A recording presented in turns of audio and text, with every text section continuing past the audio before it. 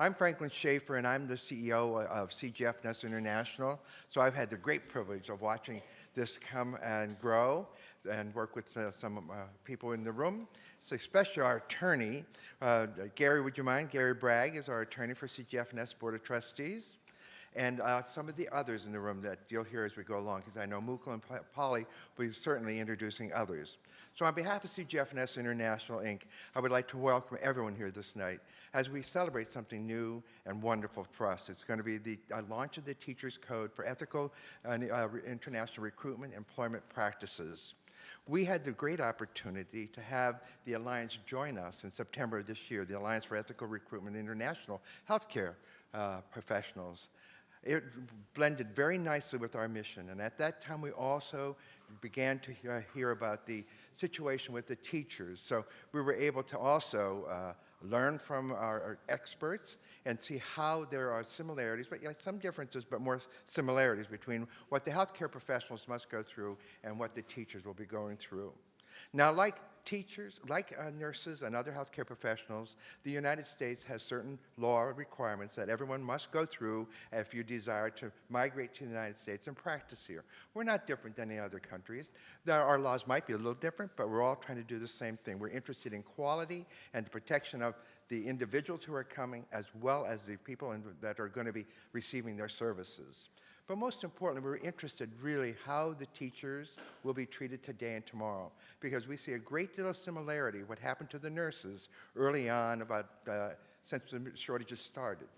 We at CGFNS started 38 years ago. Our history is grounded in what you're hearing about today. In those 38 years, we've had over 1 million nurses go through our doors for visa screening. And in that role, and why we were established, was the fact that there was a severe nursing shortage. Employers could not get the nurses into the United States because they had to pass the NCLEX exam. And there were other issues.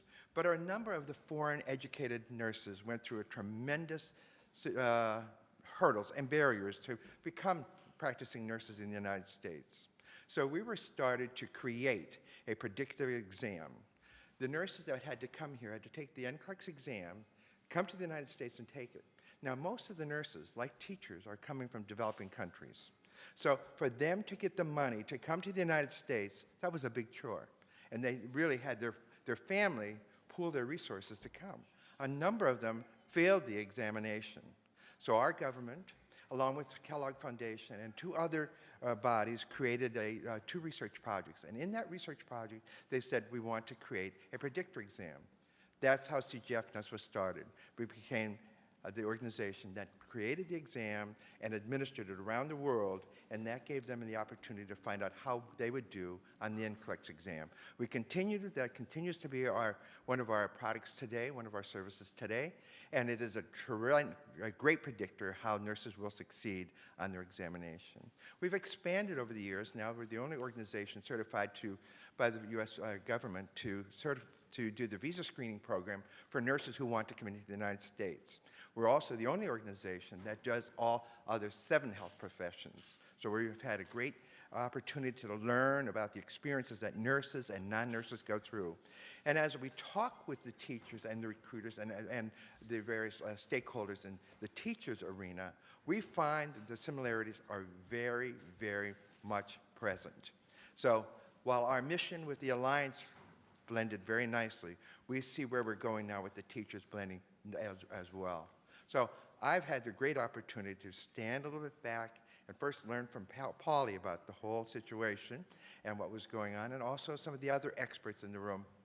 So I'm not going to keep talking about who we are and what we do at CGFNS, because we're just very, very honored to be here tonight, to be able to say we as an organization are here as an advocate for the individuals who are migrating to the United States. We indeed want the employer and the individual to be treated fairly.